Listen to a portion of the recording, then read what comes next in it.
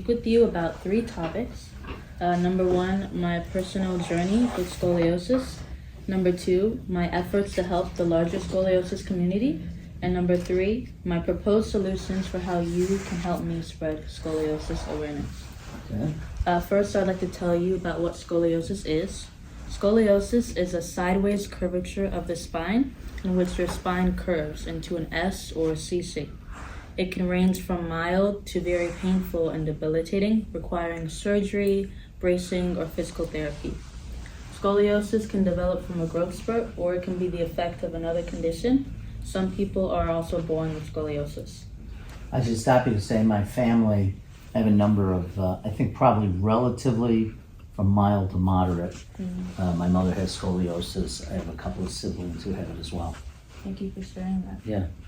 Adolescent idiopathic scoliosis is a type of scoliosis that affects kids ages 10 to 18 years old, and the cause is unknown. According to Medline Plus from the National Library of Medicine, adolescent idiopathic scoliosis affects 2 to 3% of children in the United States. An article from Johns Hopkins Medicine states, roughly 3 million new cases of the condition are diagnosed in the United States each year. And yet, when I was diagnosed with scoliosis, I felt alone. Now I would like to tell you about my personal experience with scoliosis. I was not born with scoliosis. I developed it from a growth spurt. I was diagnosed in 2021 when I was 14 years old, right after my 8th grade graduation. I was very excited for 9th grade. I wanted to play tennis. I wanted to be on the tennis team. So I had to go to my physician to get a physical checkup. My mom went with me, and I told my physician that I have been feeling unusual back pain for the last few months. So she had me bend over, and she checked my back, but she didn't see anything. She still thought that I should get an x-ray just in case. The x-ray results came back, and I was diagnosed with adolescent idiopathic scoliosis. I would like to show you a picture of my spine. Wow. This is my spine when I was first diagnosed. The upper part of my spine, the thoracic spine, measured around 31 degrees, and the lower part of my spine, the lumbar spine, measured around 51 degrees, and the lower part is in surgical range. At that time, I had never heard of scoliosis. I didn't know what it was, so it was a very overwhelming diagnosis. My mom and I went to an orthopedic... May I ask you something? Yeah. So the vertebrae is clearly, well, I don't know what I did, but it's bending sideways, obviously, Yes. laterally. Is there any, I can't tell from the x-ray, does it bulge out at all? Does it come front to back? You can't tell from the x-ray, but scoliosis can also include like a rotation in the spine. Yeah. And sometimes when you look at kids with scoliosis, they'll have like protrusions or humps in their back, as well as their body changes. They might have something called concavities, where like the side of their body caves in, or convexities, where the side of their body is flat or comes out. And yes, when I was diagnosed, I didn't know what scoliosis was, so my mom and I went to an orthopedic surgeon for more information. And in the first meeting with this orthopedic surgeon, he told me that this scoliosis was an emergency and I needed surgery. He started fixing a date for surgery, which was very frightening and overwhelming for me and my mom, to be told that surgery was the only option. So my mom and I did research, and my mom found that bracing and physical therapy are other management options for scoliosis instead of just immediately surgery.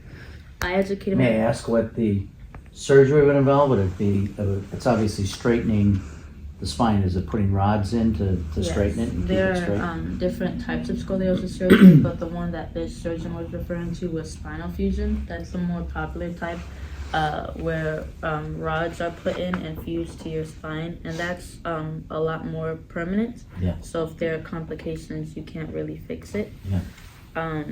And so it's a very invasive surgery. That was very frightening to hear. But educating myself about scoliosis and my condition empowered me, and it made my diagnosis feel less frightening.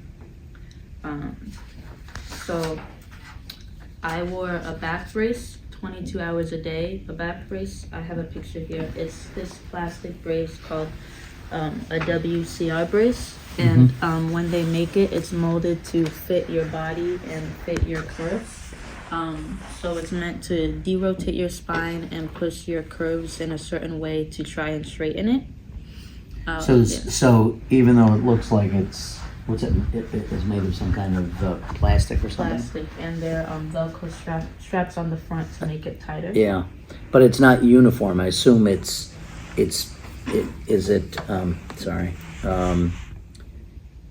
there certain places where it's pushing Yes. against you? So I mean, it's And this part right here is a little bit straighter, but as you can see, the brace curves in. So this Yeah. is one of the more uncomfortable parts. yeah. And I have an armrest up here that raises my arm up. Gotcha.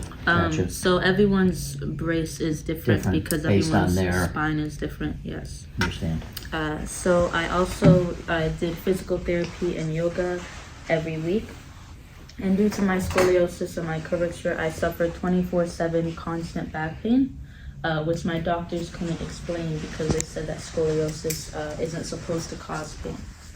But was it the muscles, and wouldn't there be pain or irritation when trying to push something back into place? Yes, well, they couldn't really explain it. They just said that scoliosis is not supposed to cause pain, but I, as well as other kids, do have pain with scoliosis, although it's supposed to be rare. Due to my experience, I felt very different from other kids, and I struggled with my self-image. You know, students aren't used to seeing people wearing a brace at school. Wearing a cast or wearing crutches is more normalized, so a lot of people would just stare at me, or they would ask questions that they might not realize is insensitive, but you know, it was just a very difficult experience at school, especially because my pain was invisible. No one could see how much I was suffering. Where did you go to school? Well, this was when I used to live in Wisconsin. My mom and I moved to Rochester 2 years ago. So I went to a private school in Wisconsin during this time. And because my pain was invisible, I bottled a lot of my emotions inside because I didn't want to burden other people. Well, because I was keeping my emotions inside and it was really hard to talk about what I was going through, I positively expressed my pain and my emotions through writing, art, and music. Writing is a really therapeutic way for me to express my thoughts. And I love making artwork because I can use shapes and colors to express what words can't. I also love making music, playing the piano, composing music because it distracted me from my pain. And now I would like to show you an artwork that I made in 10th grade. This is called My Perspective of Scoliosis. And I can explain the drawing to you as well. The big spine in the front is my spine, and it's red at the bottom to show that I have more pain down there, and yellow at the top to show that I had less back pain there. And then the spine grows branches and turns into a tree to show that having scoliosis deepened my appreciation for nature. I realized that not all trees are perfect and straight. Some were curved like my spine, and yet they stood tall, they were strong, and they blossomed in the spring. This reminded me to stay resilient and confident in my individuality because I'm confident and strong too. The treehouse over there represents my heart and how having scoliosis made me an even more compassionate person. I was able to branch out and meet other kids with scoliosis and connect with them. The footprints on the path represent other people walking along the same path as me. And then there's a tiny person inside the spine that represents how sometimes when people go through pain or suffering, they can let their experience consume them, and it's hard for them to branch out. So I'm very grateful that I have creative outlets like writing, art, and music to express myself. The cross here and the church here represent how my faith in God helped me stay strong and get through this experience. And lastly, the path stretches out into the distance to show that I don't know what the future has in store for me, but I'll always try to be brave and kind and let my faith in God guide me. And the picture is big in the front and smaller in the back because I drew it in perspective, which is why the painting is called My Perspective of Scoliosis. It's beautiful. Thank you. Do either of you have any questions about the painting? You do this when you were home? I was in 10th grade. I drew it in my notebook first, and then I painted it on my iPad. You're 15. Is there symbolism to the 15. mountain range? No, I just love nature and I love mountains, and it's just a symbol of beauty for me. So I decided to add it in the background to sort of make this its own little world. Beautiful. Thank you. Well, I would like to give this to you as a gift. Oh, wow. Thank you. Welcome. We will, maybe we'll find a spot for it right here in the conference room.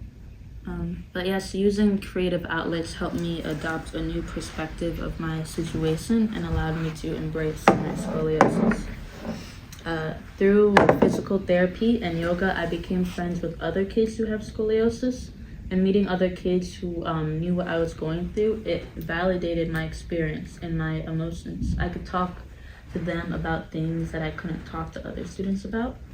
And meeting other kids with scoliosis made me realize that everyone's scoliosis experience is very different.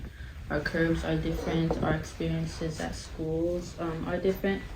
And I also realized that there are some other kids with scoliosis out there who are bullied for their condition, or they're bullied for wearing a brace. They feel alone, they feel that their pain is invisible, and it's very difficult for them to talk about what they're going through. For example, I have a friend with scoliosis that was having a difficult time at school because people were calling her names and they were punching her brace. And I'm just very grateful that I was in a very positive school environment. I didn't experience any bullying, just people asking me questions or wanting to know what I was wearing. But I'm very grateful that I have very lovely friends who understood what I was going through and wanted to help me through it. And I'm very grateful for my family and my mom, who has just been so supportive of me throughout this entire experience, you know, providing the resources like physical therapy and bracing for me. Even though wearing a brace was really hard, I'm very grateful that I had one because it kept my curvature, my spine together, and it stopped my spine from curving more and getting worse. Do you have, what's the state of your spine today after? So you do not need to wear the brace any longer, or do you still? Not necessarily. Well, I wore my brace and I did physical therapy for 1.5 years, and it kept my curvature stable. But my lower spine was still in surgical range. So on January 9th, 2023, last year, I had scoliosis surgery. I didn't do spinal fusion. I did a VBT, which is a newer, less invasive type of surgery, where instead of putting rods in your spine, they put tethers, and it's supposed to help your spine straighten as you grow. Vertebral body tethering. Yeah, vertebral body tethering. But my spine was mature. So you're done growing essentially? I mean, height-wise, because that would affect it clearly. Yeah, technically. But I had scoliosis surgery January 9th, 2023. And unfortunately, there were surgical complications with the surgery, so I am in more pain than I was before my surgery.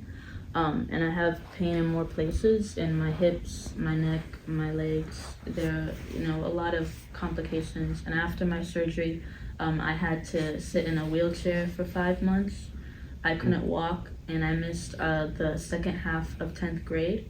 It was a really difficult experience. I wasn't even sure if I would be able to move on to 11th grade with how much school I missed. I had to finish all my final exams just a few weeks before 11th grade started.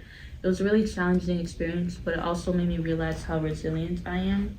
And I'm grateful that I've been able to get through this experience in a very positive way and evolve and be resilient. And despite still recovering from scoliosis surgery, I wanted to help the larger scoliosis community. I traveled with my family to Nigeria for an annual medical mission through the Meju International Foundation. Is that where your family's from? Yes, Nigeria. The Meju International Foundation is a non-profit organization founded by my grandparents, Dr. Sebastian Meju and Dr. Rose Meju, to give back to the community. We traveled to Imo State, Nigeria, which is where my family's from. And we provide free medical care to the men, women, and children in the community. we care for thousands of people every year. So last summer 2023, when I went to Nigeria, I held a free scoliosis seminar where I educated 300 people about scoliosis, and I screened 20 kids for scoliosis with a scoliometer and the Adams Ford bend test. I can show you, this is a picture of what a scoliometer looks like.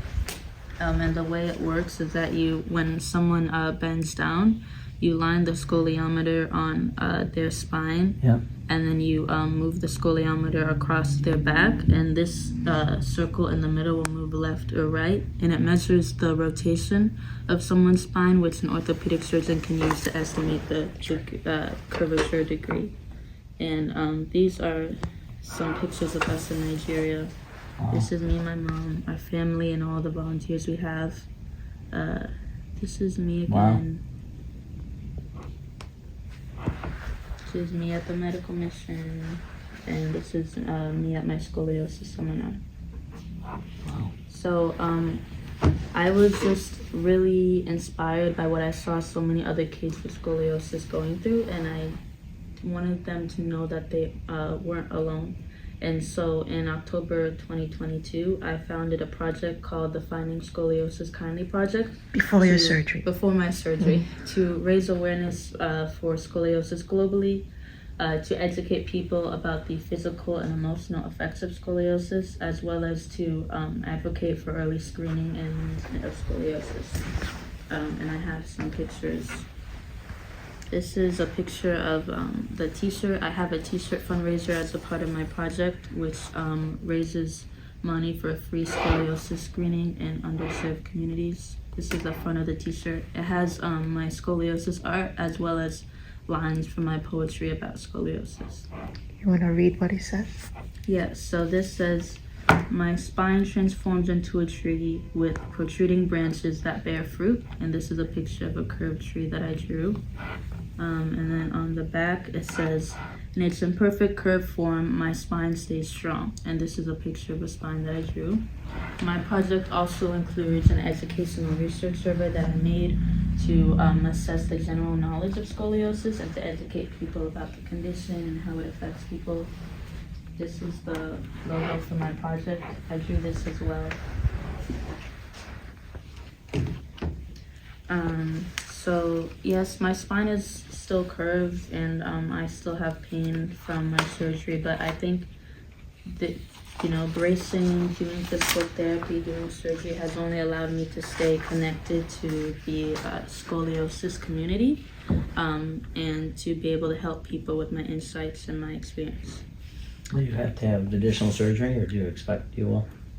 Well, I have 3 tethers in my spine, so if one of the tethers break, then I could have spinal fusion surgery, but I don't think I want another surgery. It's a very difficult thing to go through. Yeah, I'm sure. Yeah. So before I talk to you both about my proposed solutions for raising scoliosis awareness, do you have any questions about my scoliosis experience or finding scoliosis kindly?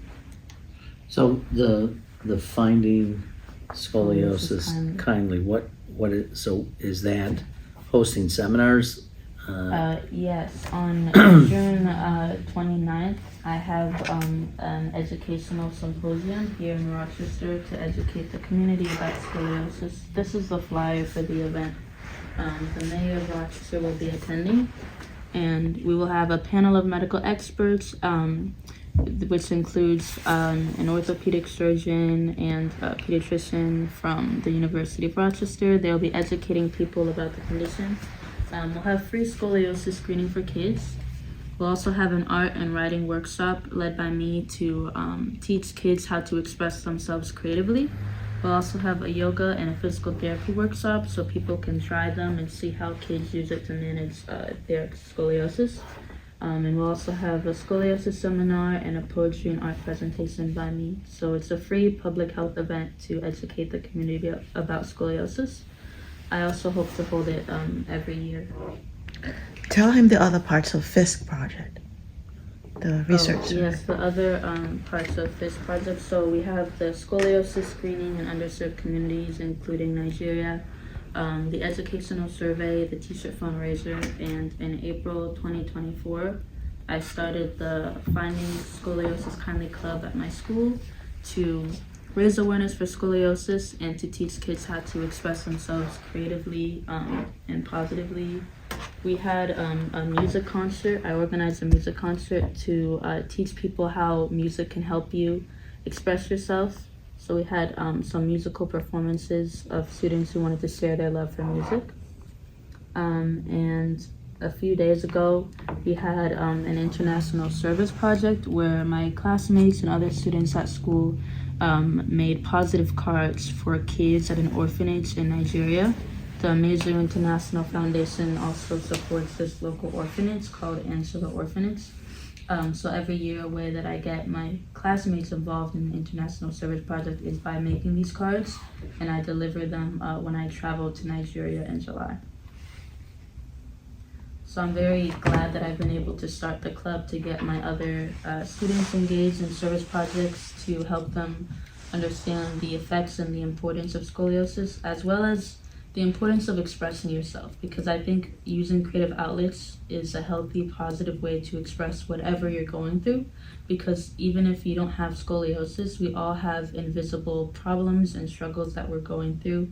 And I think creative expression is a positive way to release them and communicate what you're going through with other people. Especially your poetry? Especially, yeah. Recently in April 2024, I was announced as the New York State Youth Poet Laureate, which I'm very grateful for the title, and I won the title by submitting my poems about scoliosis. It really resonated with the judges, the way I was able to write so bravely about my pain and express what a lot of young people are going through. And before I move on, I can show you. So this is a picture of my spine before scoliosis surgery, and then this is a picture of my spine after scoliosis surgery. It's straighter, but I still have mild scoliosis. The thoracic spine up here is around 19 degrees, and the lumbar spine over here is around 17 degrees. So I still have scoliosis and pain, but it's straighter. Yeah. And this is my back before scoliosis surgery. Yeah. You can see like humps and protrusions in my back. And this is my body after scoliosis surgery. Because I had VBT surgery, I have an incision on the side and another incision on the other side. But if you have spinal fusion surgery, they just make a longer incision on your back. So this is what one of my incisions looks like. So do you have any more questions before I move on to my proposed solutions? What's the incidence of kids who have scoliosis? So 2 to 3% of children in the U.S. have adolescent idiopathic scoliosis. And that's the more severe. It's the most common. Adolescent idiopathic scoliosis is for kids ages 10 to 18, and idiopathic means the cause is unknown. But there are different levels of severity. Mild scoliosis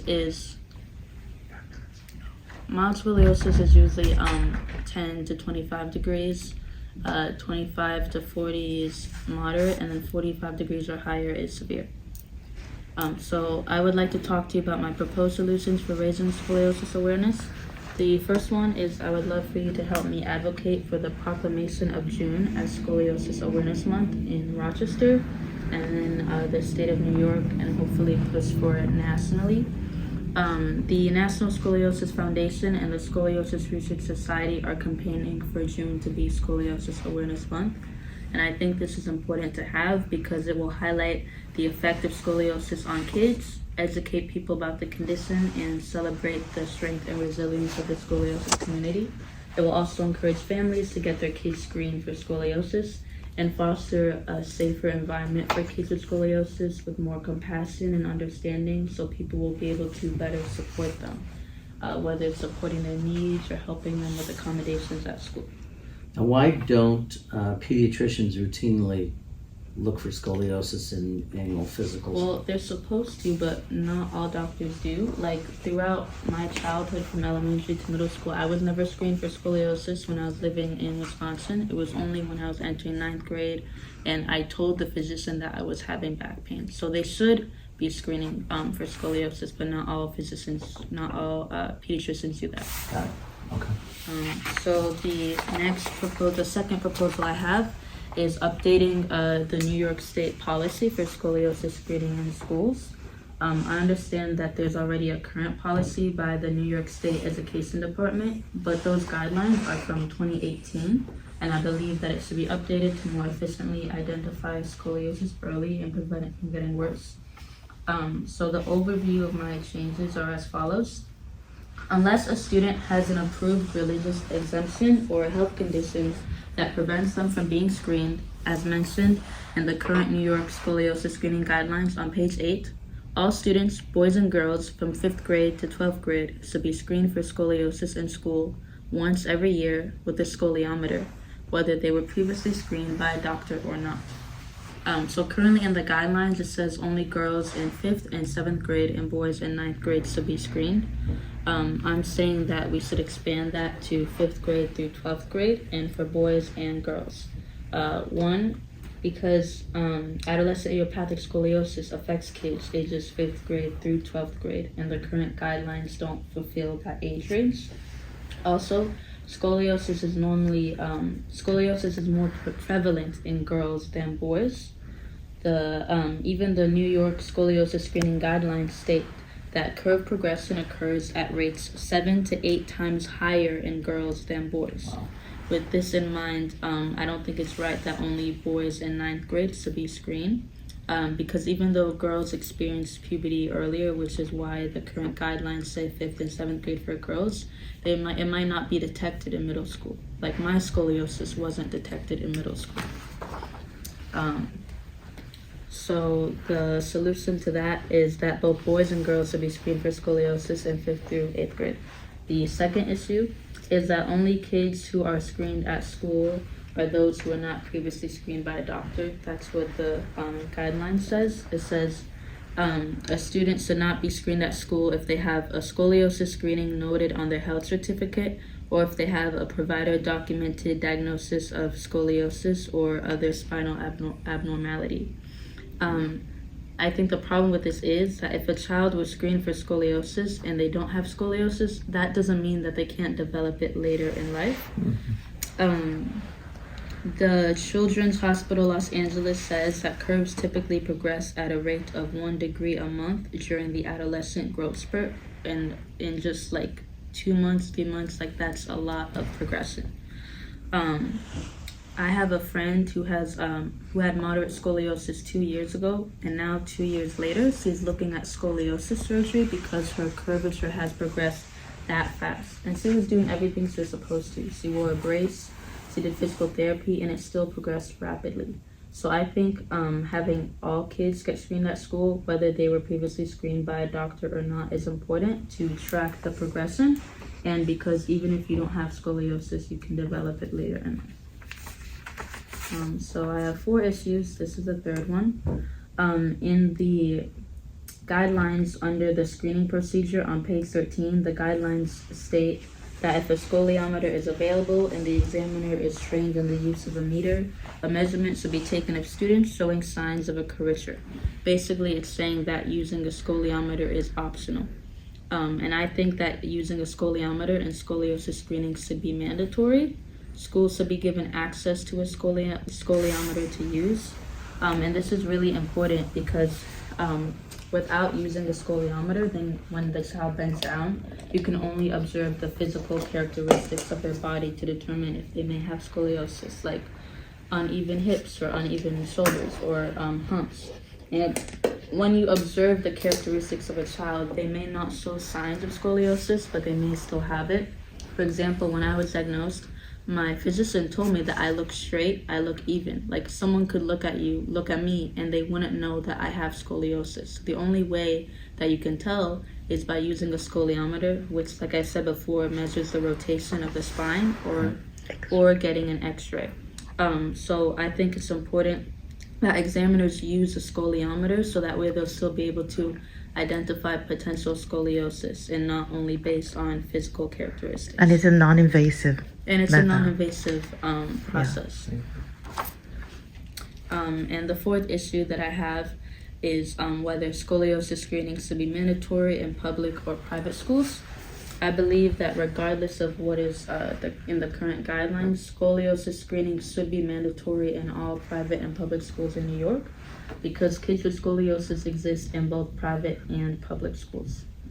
And so you should not exclude a child whether they're in a public or private school. I've been to a private school my whole life, and now I'm currently in Pittsburgh Mendon High School, which is a public school, and at the time when I was in a private school my whole life, I was never screened for scoliosis. But if I had been screened at school, they possibly would have caught my scoliosis earlier.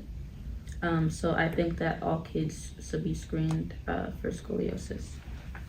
If they catch it earlier, does that change the diagnosis and the treatment protocol? Yes, if you catch scoliosis earlier, you could catch it when it's like mild or moderate. And when scoliosis is more mild, wearing a brace is more effective, physical therapy is more effective.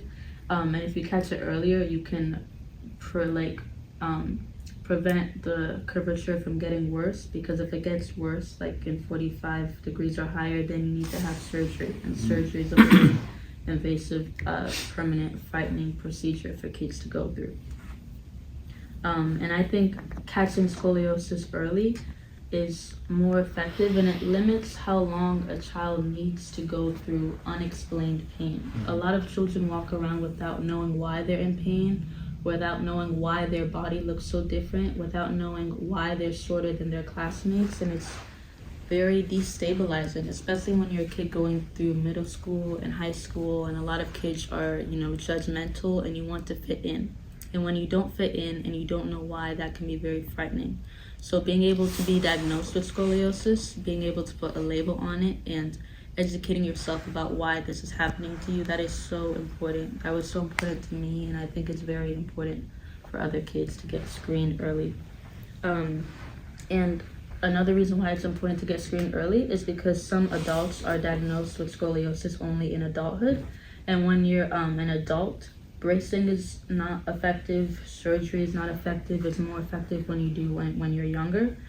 So most adults live with scoliosis. They can't do any procedures for it, and they're at risk of spinal degeneration. So if that adult was diagnosed with scoliosis earlier or screened for scoliosis earlier, they're more likely to have been able to manage it and prevent it from getting worse. Well, first of all, thanks for sharing your story. Thanks for such a thorough presentation, which is pretty unique among 17-year-olds. So I started to tell you the story about my family. I actually had a cousin who was diagnosed when he was probably in middle school, went through a number of surgeries, was in body casts, never left a wheelchair after the surgery. So this was back in the 60s. So it's a long way, a long time has passed. As for your proposals, we're certainly happy to look. I don't know if there's already a resolution, if you can connect There this will be. with the national. We did at the congressional level. We did it in Congress last year. We I did. believe we're going to take it up again this year. Okay. So we'll do the resolution in Congress. So that's the first item on your list. The next three are a little challenging for a couple of reasons. One, it's a state level issue, and I work at the federal level, so we can certainly connect with the state colleagues and friends who work at the state level around the state education department's handbook. Typically, they will update handbooks from time to time. The challenge in doing what you suggested is they can certainly update it. Typically, what they'll do is they'll work with the medical community, the consumers, such as yourself, and sort of look at what the statistical handbooks tell them and the protocols tell them around medicine. Your mom may know that as someone who's dealing with, sort of the procedures and the standards of ophthalmology in your case, doctor. So So you'd want to make sure that if they're updating the handbook, that they're consulting with people or professionals to feel about the current state of best practices, the state of play, so to speak.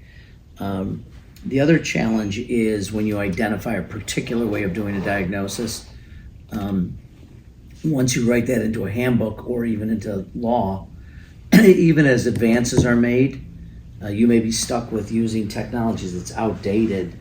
So typically what you do is talk about using the most updated diagnostic methods. It might be, in this case, scoliometer. Yes, that's what physicians, physical therapists, Currently, orthopedic surgeons right. use currently. Right. There may be other measurements in the next few years that involve, who knows? I mean, in this world, with technology developing so quickly, there may be new methods that would be used, and you'd want to be careful about staying away from being too prescriptive in the handbook so that it kind of locks people in, even as new diagnostic tools or different therapeutic measures are being developed. So you'd want to somehow frame it that way, that you're doing that. The fourth thing, as it relates to private schools, I'd have to check and see whether or not how much mandatory screening we can do of private schools as opposed to public. Complicated stuff. It's much more difficult. Public schools are easier because public funded, and private schools may be a little more challenging. But I suspect there's a bunch of things we could do in terms of exploring it with other members of the local state delegation. I used to serve in the state legislature. We have a number of members here who I'm sure would be very interested in engaging with you. We can also talk to folks in the governor's office to see how aware they are and what impact they could have on this. So I think we're happy to help with all of these. The first is easier just because it deals with the federal government. But we'd also like to connect with the National Scoliosis Association or And Society. they've come through the office. They have. And we've talked to them. We did a decent amount of money for research this year, and our appropriations process can always do better. This year was tough. I think we did just under 400 million for scoliosis research through NIH, but That's a pretty significant amount of money. So good. We'd love to continue to work and follow up with you on it. And thanks for your incredible leadership. Thank you. Would you also be able to advocate for the proclamation of June as Scoliosis? Yeah, that's what Awareness that's what we would do. Yeah. Month? Okay. Yeah, we'll find out where the resolution is for this June. And we probably could co-sponsor the resolution to make sure we've added our name. And we can also just promote this through our social media and our outreach to people through our newsletter.